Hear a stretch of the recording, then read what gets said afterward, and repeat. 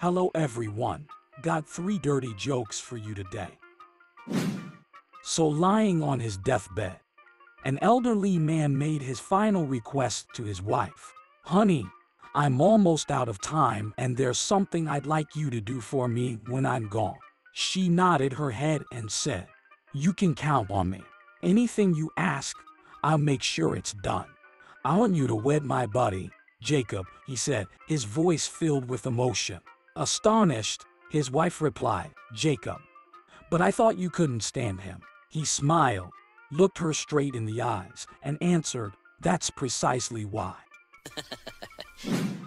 So Jenny was sitting reading her favorite magazine when suddenly an ad pops for an all-expenses-paid cruise for the low price of $500. She excitedly goes to Jack, her husband, and shows him the ad. Look, Jack, she says, it's in 2 days, only $500. I'll be honest with you, said her husband. I have too much work for a cruise. How about you go and have a good time? His wife is a bit disappointed, but bounces back and decides she will have a good time anyway. The next day, Jack is in his office when his co-worker, who is also his mistress, comes to him excitedly. Look, Jack, she says, there's this cruise tomorrow that is on sale. Only $500. I'm really not into cruises, to be honest, replies Jack. Here's $500. Why don't you go and have a good time? She agrees to do just so. And as it turns out, both his wife and his mistress ended up going on the same cruise. A few days later, his wife comes back from the cruise.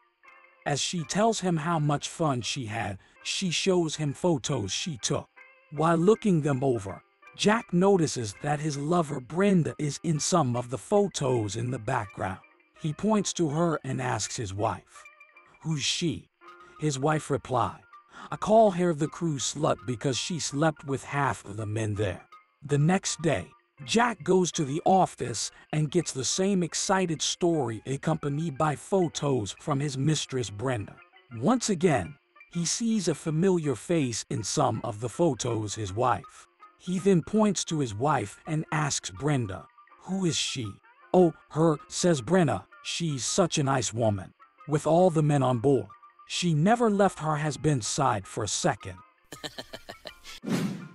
So after a long flight from America, a traveler arrived in Ireland eager to experience the famous Irish pubs.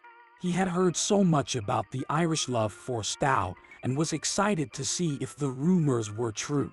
As he made his way through the bustling streets, he came across a cozy pub with a sign outside that read best pint of Guinness in town.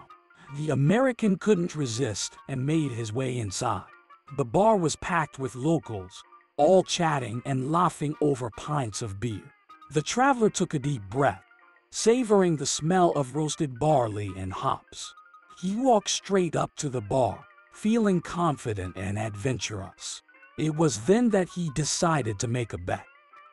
He pulled out a wad of cash and announced to the entire bar, I've just arrived from America, and I've heard tell of how much the Irish drink stout. I've got $500 for anyone who can drink 10 pints of Guinness in 10 minutes or less. The barkeep chuckled at the traveler's offer, but the rest of the patrons remained silent. The American was surprised by their lack of enthusiasm and wondered if he had offended them in some way. One patron even got up and left, but the traveler didn't let this dampen his spirits. He ordered a pint of Guinness for himself and settled in at the bar, determined to enjoy his trip to Ireland. It wasn't until a few minutes later that the man who had left earlier barged back into the pub. Aren't you the fellow who made a wager? He asked, a mischievous twinkle in his eye. The American's eyes lit up with excitement. Yep, that's me. I'll give you $500 if you can drink 10 pints of Guinness in 10 minutes or less. The Irish lad grinned. All right, I'll take your wager. And they called out for the bartender to line up 10 pints. The crowd at the bar started to get interested, and they gathered around the American and the Irish lad. Curious to see what would happen next, the American pulled back the cuff of his shirt to check his watch and told the Irish lad when to start. The crowd started to cheer as the Irish lad poured the pints down his throat, as if he'd greased his throat with bacon fat before he started. And much to everyone's surprise, the Irish lad downed all 10 pints in just 9 minutes and 13 seconds. The crowd roared with excitement as the American handed over the wad of cash. "I've just got to ask," the American said, "aren't you the guy who left when I first called out my wager?" The Irish lad nodded. "I had to go to the pub next door to make sure I could do it."